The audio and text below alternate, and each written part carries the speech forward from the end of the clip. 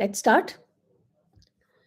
So, we are doing new historicism and cultural materialism, and this is the third session.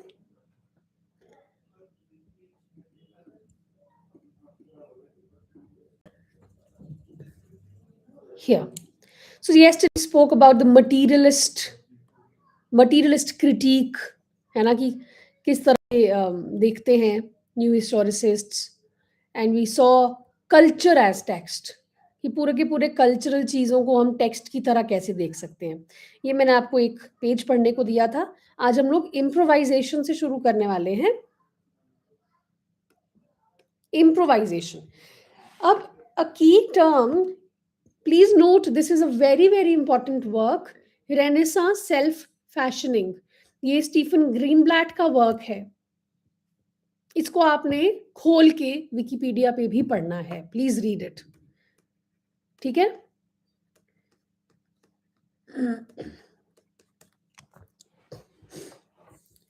So a key term in Stephen Greenblatt's work, improvisation. ये work है 1980 का. Is the way in which an individual seeks to enter into power relations. क्या है improvisation? वैसे तो improvisation होता है कि आप impromptu कुछ improvise कर दिया आपने play कर रहे हो, आप impromptu dialogues बोल रहे हो, आपने improvise कर दिया. तो improvisation यहाँ पे क्या है? It is the way in which individual seeks to enter. किन किन तरीकों से individual power relations में घुसने की कोशिश कर रहा है. In new historicism, improvisation underscores specific contexts and strategies. अब अगर हम न्यू historicists के टर्म पे बात करेंगे तो कुछ स्पेसिफिक चीजें हैं, कुछ स्पेसिफिक कॉन्टेक्स्ट्स हैं, स्ट्रैटेजीज हैं जो वो अपनाएंगे इस चीज के लिए, इम्प्रोवाइजेशन के लिए. वो क्या क्या है? All identity. Good morning Drishti. Good morning. I am fine. How are you? I hope the preparation is going well. कहते all identity is fiction. सब झूठ है. Identity is generated through repeated performances and narratives. कि जो आप जैसे बचपन हम पैदा होते हैं, हमें एक आइडेंटिटी दे दी जाती है ना कि आप ये हैं, आप ये हैं, आप. बट सारा फिक्शन है. कहते हैं आइडेंटिटी हमेशा जनरेट होती है रिपीटेड परफॉर्मेंसेस और नैरेटिव्स के through.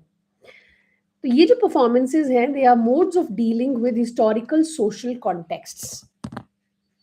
It enables the individual or group to enter the system of power and use it to her or his or her advantage. तो कह रहे हैं कि जब हम आइडेंटिटी जनरेट करते हैं ना रिपीटेड परफॉर्मेंसेस के थ्रू, रिपीटेड नैरेटिव्स के थ्रू, ये जो परफॉर्मेंसेस हैं they are ways of dealing with certain social contexts that we are in. कि आप एक पर्टिकुलर सोशल कॉन्टेक्स्ट में हो, आप एक गांव में हो, फॉर एग्जाम्पल आप शहर से आए हो, आप गांव में आए हो, कुछ टाइम रहने के लिए आए हो. आपको पता है कि यहाँ पे सब कुछ बहुत डिफरेंट है.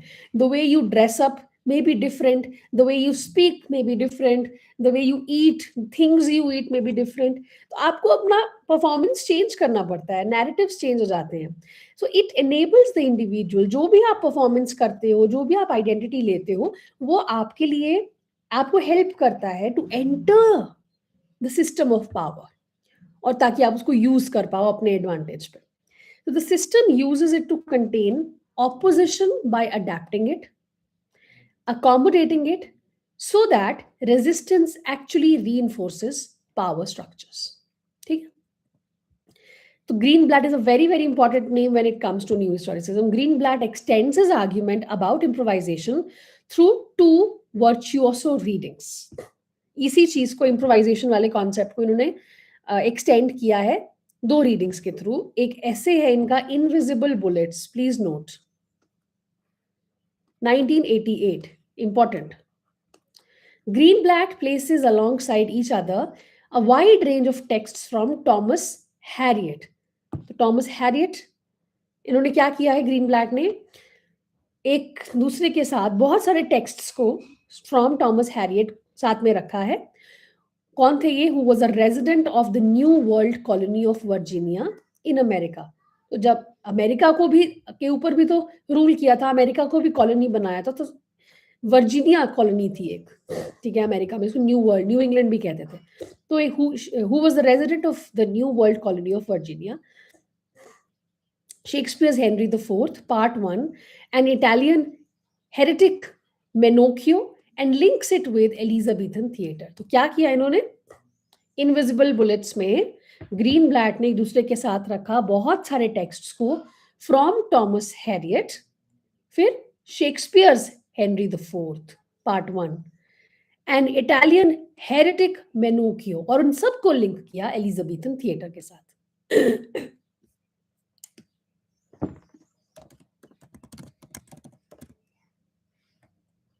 ये थे टॉमस हैरियट। देखो, एक्चुअली एक एस्ट्रोनॉमर थे, एक मैथमेटिशियन थे, English mathematician, astronomer.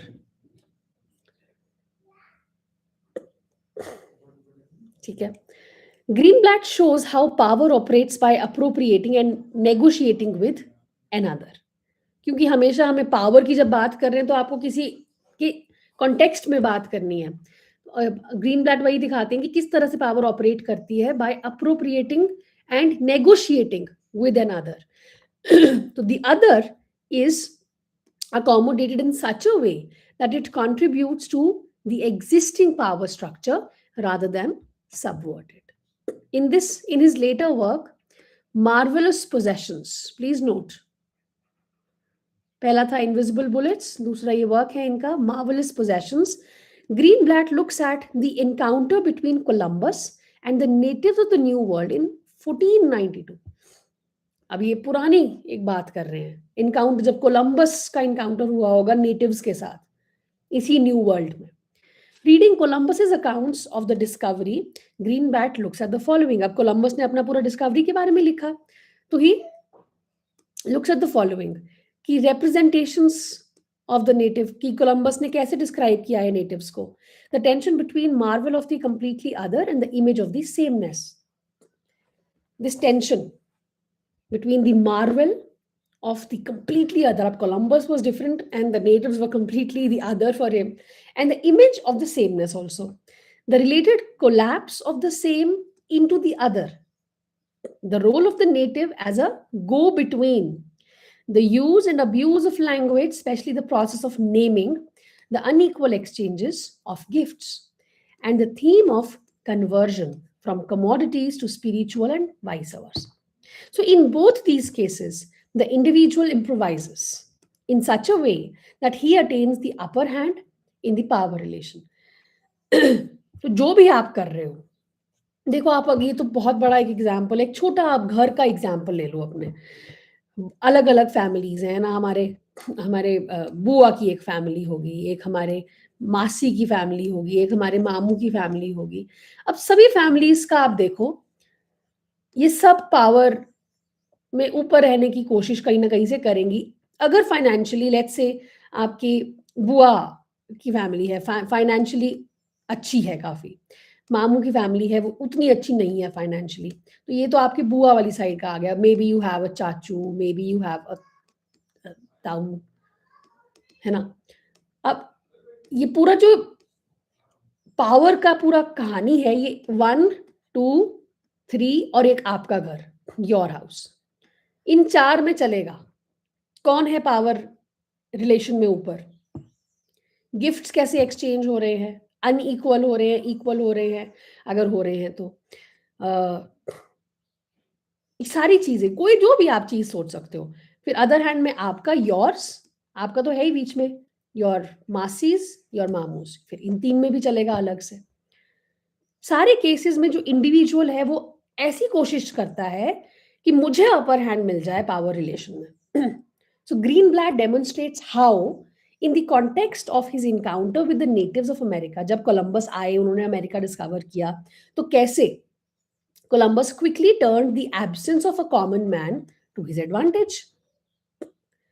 He records how, when he claimed in the Spanish language, which the natives did not understand, obviously, America गए थे वो, the land of his monarch, the natives did not disagree. उन्होंने वहां गए, उन्होंने record किया कि कैसे, जब उन्होंने कहा जो भी उन्होंने कहा वो सब स्पेनिश लैंग्वेज में कहा, in the Spanish language the land of his monarch the natives did not disagree. उन्होंने भी मना नहीं किया। तो कोलंबस ने रिकॉर्ड किया, आई वाज नॉट कॉन्ट्राडिक्टेड, कि मुझे किसी ने किसी चीज के लिए मना नहीं किया, आई was not contradicted. So Greenblatt suggests that this absence of contradiction is taken as a serious fact because Columbus makes his legal claim. He writes, the absence of contradiction had a specific force. Such a fact would be important in establishing for the Spanish crown a legal claim to the newly discovered islands by the voluntary choice of the original inhabitants. क्या वो हम पे rule करो ऐसा कोई बोलेगा कभी? Just because उन्होंने कॉन्ट्रडिक्ट नहीं किया, वो लैंग्वेज नहीं है उनकी, कहते उसमें भी एक फोर्स थी। एक ऐसा fact would be important in establishing the Spanish crown here. Legal claim कर सकता है वो आके स्पेनिश क्राउन यहाँ पे इस न्यूली डिस्कवर्ड आइलैंड पे, और वो भी आप वॉलंटरी चॉइस के through. This is like hegemony. आप वॉलंटरी चॉइस के थ्रू वहां पे ओरिजिनल, क्योंकि उन्होंने कॉन्ट्रडिक्ट नहीं किया। Power, they are assuming, they are improvising. So what is he doing? He is improvising. Columbus thus improvises his speech act into becoming a legal claim for the land. Because they have not contradicted the land, legal claim hum kar sakte hain. So what is this improvisation? Did you understand?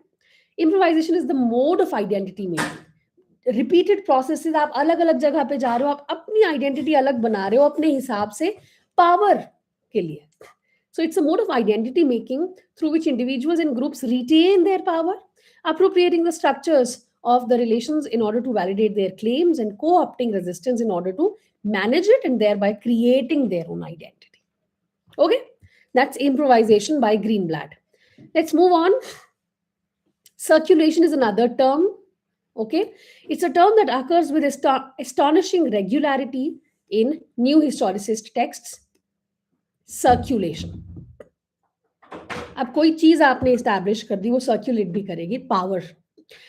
Power कैसे circulate करती है? Through different texts in the form of discourse. We all know this very well. Family बोलती है कि family कहती है respect दो, है ना?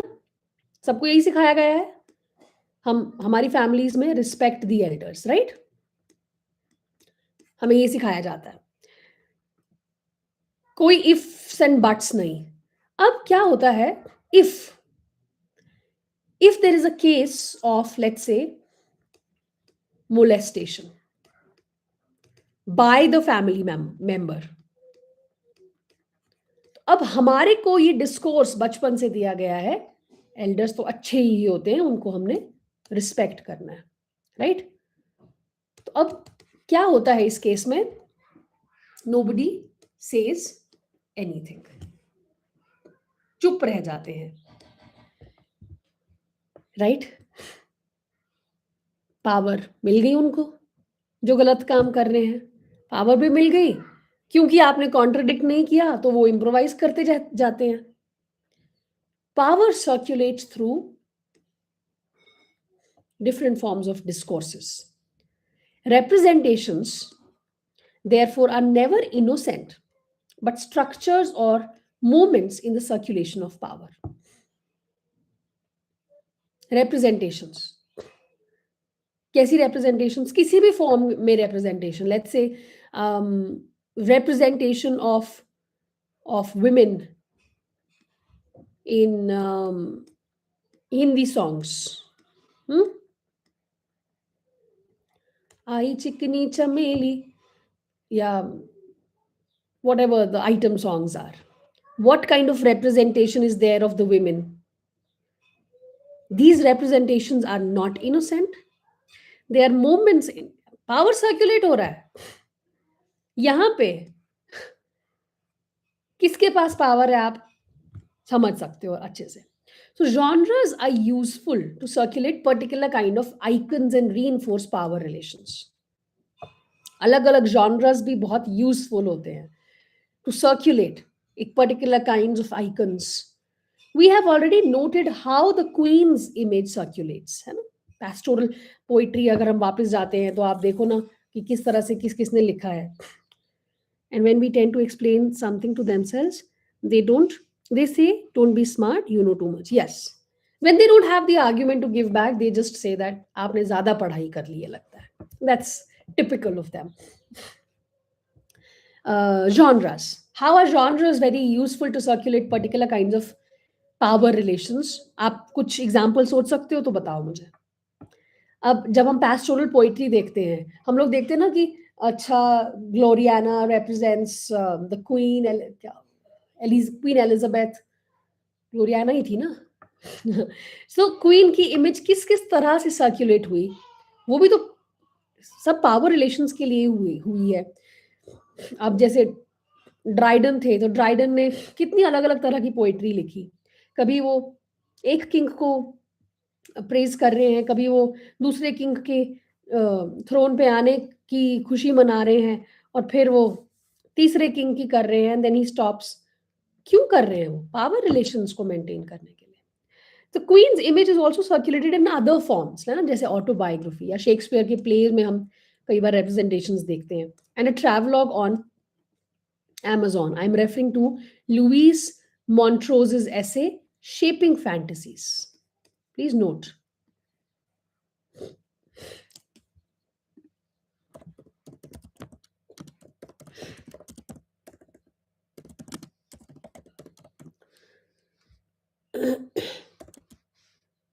क्या था? Fantasies.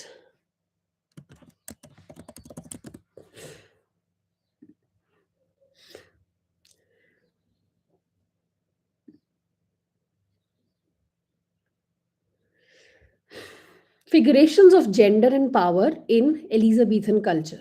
It's a foundational academic essay written by literary scholar Louise Montrose and published in the journal Representations in 1983. Elizabethan culture में figurations of gender and power. It's widely celebrated as a cornerstone text of new historicism, a method of literary criticism that examines how historical context and literature mutually influence one another. Using Shakespeare's Midsummer Night's Dream, Montrose explores the complex dynamics of a patriarchal society ruled by a female monarch. Queen Elizabeth. मैंने पहले भी ये चीज कही है ना आपको कि सोसाइटी पूरी तरह से पेट्रियार्कल है, लेकिन हाउ आयरॉनिक, जब हम लोग इंग्लैंड की बात करते हैं तो the most powerful of the rulers are both women, queen Elizabeth and then queen Victoria. अच्छा, जो शेपिंग फैंटेसीज टाइटल है, it is a direct quote from Theseus in a Midsummer Night's Dream, who claims that lovers and madmen have such seething brains, such shaping fantasies that apprehend more than cool reason ever comprehends. So it's a little fact here. पूछा जा सकता है ना, shaping fantasies कहाँ से coat लिया हुआ है, किसका वर्क है? लुइस मॉन्ट्रोज का वर्क है. कब पब्लिश हुआ था? 1983 में. कहाँ पे? रेप्रेजेंटेशंस जर्नल था उसमें.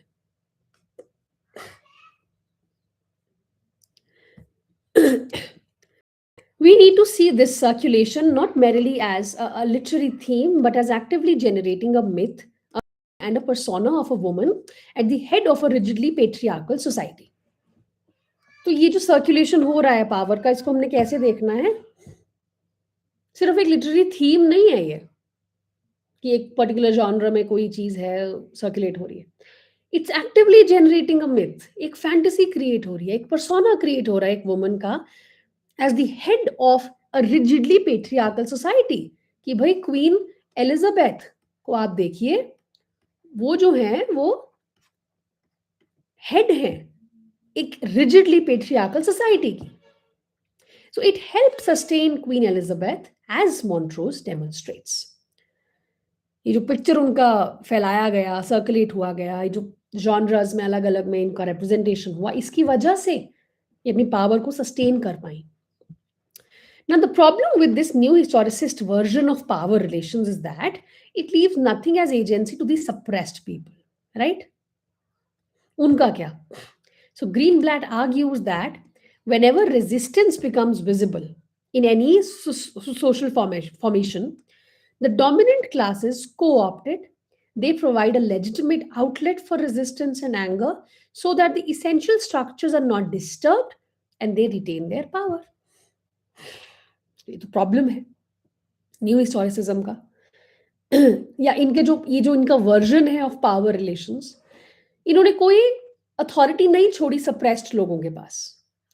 तो ग्रीनब्लैट आर्ग्यू करते हैं कि जब भी रेजिस्टेंस एक सोसाइटी में विजिबल होने लगती है किसी भी जगह पे, तो जो डोमिनेंट क्लासेस हैं उसको कोऑप्ट कर लेते हैं और एक लेजिटिमेट आउटलेट दे देते हैं फॉर रेजिस्टेंस एंड एंगर, ताकि इसेंशियल स्ट्रक्चर्स डिस्टर्ब ना हो पाए. समहाउ मेरे दिमाग में एक एग्जाम्पल आ रहा है, I don't know if it is valid और नॉट, एकदम से स्ट्राइक हुआ. अब जैसे हमारे देश में आपको पता ही है कि कितनी सारी डिफरेंट प्रॉब्लम्स हैं, है ना. हम देखते हैं कि कोई भी चीज हो, कभी आपने देखा कि कभी एक बहुत बड़ा हादसा हुआ, कोई रेप केस हुआ बहुत बड़ा, तो आपने कभी देखा कि भाई न्यूज पे आके ये जो बड़े बड़े मिनिस्टर्स हैं या even anybody coming and saying anything about it कि हम ऐसा कर देंगे, हम वैसा कर देंगे, कभी नहीं, है ना. तो ये एक रेजिस्टेंस का फॉर्म है. जब ऐसा कुछ होता है तब सारी जनता जो है, पब्लिक जो है, वो सड़कों पे आ जाती है मोमबत्तियां लेके, हम लोग रेजिस्ट करेंगे. रेजिस्टेंस आ गई, सप्रेस्ड है, विमेन आर सप्रेस्ड. तो यहाँ पे क्या हुआ, जब भी रेजिस्टेंस विजिबल बनने लगी कि ऐसा कुछ हुआ, अब रेजिस्टेंस दिखाई दे रही है लोगों में, तो अब डोमिनेंट क्लासेस क्या करेंगी, men or the not men, I would not say that's my mistake, क्योंकि men also come on the streets to support that, but अब यहाँ पे dominant classes कौन है, those who have to change the rules या those who are responsible to bring in a change in the society. So the leaders, all the leaders of the society, वो लोग क्या करेंगे, उसको co-opt करते हैं. हाँ जी, बहुत बुरा हुआ, ऐसा हुआ, कुछ बेकार से लोग उसी की वजह से हुआ, ऐसा भी बोलते हैं. वो लोग क्या करते हैं, एक लेजिटिमेट आउटलेट दे देंगे आपको रेजिस्टेंस का. या तो वो कोई ऐसी चीज बोल देंगे जैसे कि एक कोई मिनिस्टर ने आके कह दिया जी ये जो सारी गलती है ये उस गर्ल की है. क्यों? क्योंकि उसने ऐसे कपड़े पहने थे, वो रात को बाहर थी, एटसेट्रा एटसेट्रा. रेजिस्टेंस, अपना गुस्सा निकालने का एक आउटलेट मिल गया. अब सारा गुस्सा लोग अचानक से, जो लोग अभी तक उस रेप केस की बात कर रहे थे, वो इस मिनिस्टर की बात लग जाते हैं करने की, उसने ऐसा बोल दिया, ऐसा हो गया, वैसा हो गया. तो आपको एक आउटलेट मिल गया एक रेजिस्टेंस और एंगर को निकालने का, और जो स्ट्रक्चर था पूरा वो डिस्टर्ब भी नहीं हुआ और पावर वैसी की वैसी रह गई. राइट.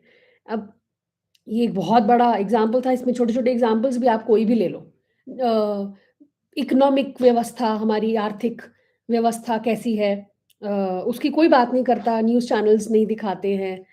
तो जब इन्फ्लुएंसर्स बोलना शुरू करते हैं तो कोई ना कोई आपको देखना हमेशा एक आउटलेट मिल जाएगा, और अचानक से आप अपना व्यू पॉइंट जो आप बात करते वो शिफ्ट करके आप दूसरी चीज के बारे में बात लग जाओगे करने, या कोई अचानक से एक बड़ी न्यूज सामने आ जाएगी which has nothing to do with the main topic that had to be discussed.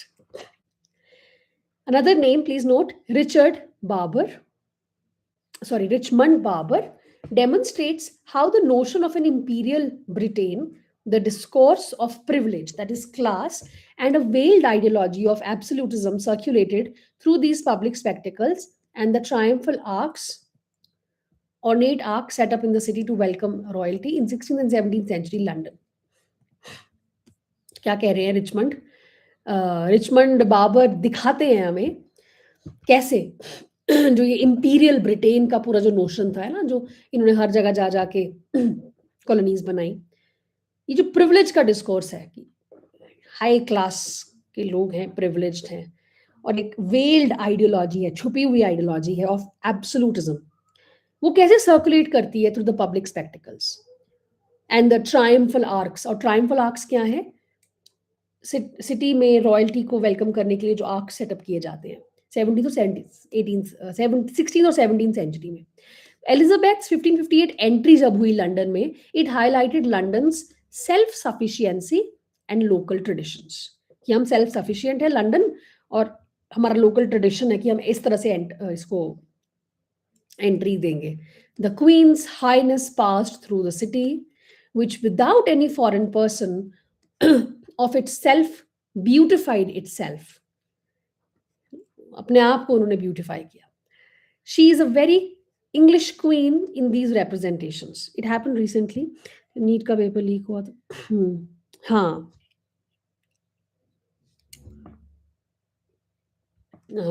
Right. It suddenly shifted ना, और नीट के साथ साथ HPSC की किसी ने बात ही नहीं की. That was so sad. I thought कि I was not in the condition to get up, but I wanted to कि यार नीट की सब बात करें. आई अंडरस्टैंड बिकॉज बहुत एक बड़ा अमाउंट ऑफ स्टूडेंट्स उस पेपर में बैठते हैं, लेकिन इसका मतलब ये नहीं है कि अगर छोटा अमाउंट ऑफ स्टूडेंट्स बैठ रहे हैं तो it becomes invalid. HPSC assistant professor की पोस्ट के साथ जिन्होंने किया, it was also very bad.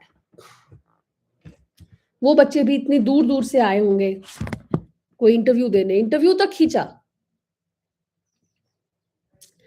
So yeah, later the discourse changes entirely जब James the First enters London. The king. It is important to remember that James the First of England was James the Sixth of Scotland, brought in to rule England, imposes himself upon the city that is proud of its local traditions of the government. The city suddenly transforms itself to welcome this outsider as their king.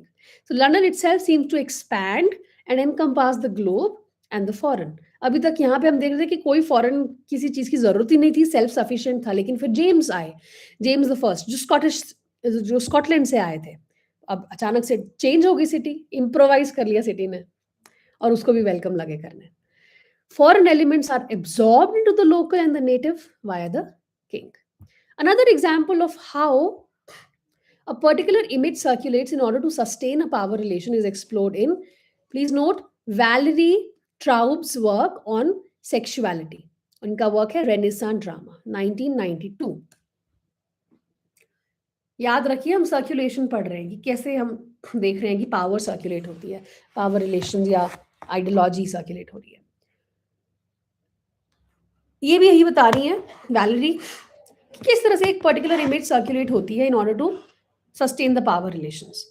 Traub argues that feminine subjects and sexuality in Shakespeare served to enforce particular codes of conduct for women, है ना?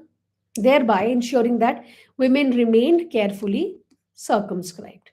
She notes following images of the female body, sexuality, and sexual relations: female chastity, disgust at sexual relations, fear and fascination of homoerotic desire, and the horrors of reproduction. ये सारी आपको चीजें images दिखाई देंगी ना films में भी. आप अगर आप देखोगे या पुराने शेक्सपियर के वर्क्स में देखो, फीमेल कैरेक्टर्स को दिखाई देगा. इन सब के थ्रू ही तो पावर रिलेशन होता है सेंड. अगर आप ये बॉलीवुड की पुरानी फिल्म्स देखो, नई का मैं अभी एग्जांपल नहीं दे रही, उसमें आपको थोड़ा कम मिलेगा लेकिन छुपे छुपाए मिल जाएगा. बॉलीवुड की ओल्ड मूवीज देखोगे तो वहां पे आपको किस तरह से एक वुमन को बिहेव करना चाहिए वो सब नजर आएगा.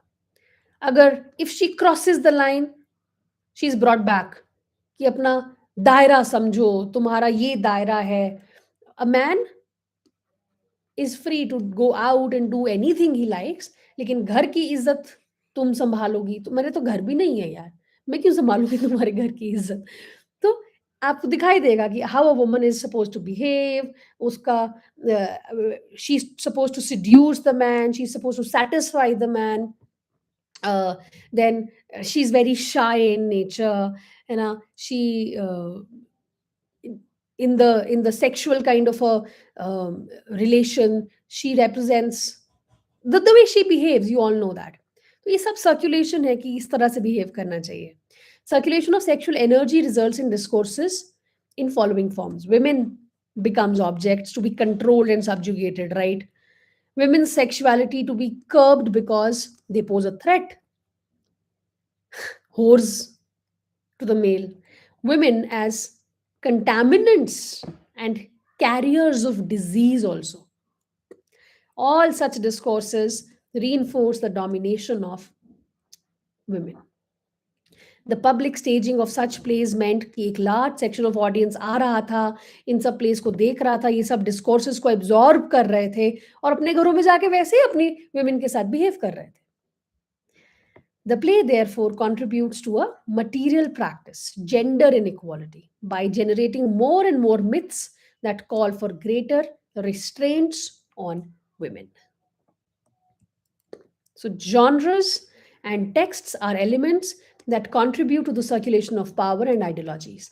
They reinforce power relations through the creation and dissemination of myths and fantasies, which are then assimilated by the society of the time. तो ये इस तरह से genres और texts जो हैं वो contribute करते हैं in circulation of the power and ideology. वो पूरा reinforce करते हैं power relations को. Myths create करेंगे, fantasies create करेंगे, which are then assimilated. अगर एक different type of example लेना है तो again शाहरुख खान films ले लो आप. The kind of personality, Shahrukh as a hero. I mean, what kind of a hero is Shahrukh? The romantic type who cares a lot for the women, and he does all of those things. The diaspora comes in with Shahrukh Khan with the film DDLJ. DDLJ में ही था ना वो diaspora. तो ये सब क्या है? ये मिथ क्रिएट कर रहे हैं, एक फैंटेसी क्रिएट कर रहे हैं कि if we want a man in our life, it should be like the Shahrukh Khan characters from his films, and it's assimilated in the society of the time then. Okay, we'll stop here. It's I'll give you your homework.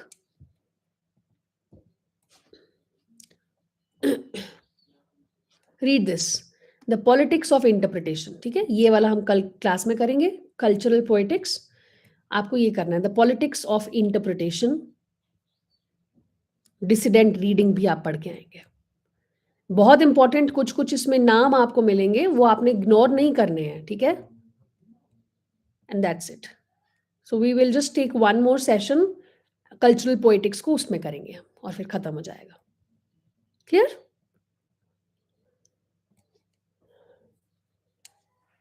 Thank you. See you tomorrow. And if you've not yet watched the revision video, please do that. Revision video में आपको सब चीजें आनी ही चाहिए. That is the point of the revision video. कि आप ये मत सोचना कि ये सब तो मैंने पढ़ा हुआ है यार, ये सब मुझे आता है. That is the whole point of revision, कि आपको memory को fresh करना है क्योंकि एग्जाम आने वाला है. ठीक है, चलो, thank you, bye bye, see you.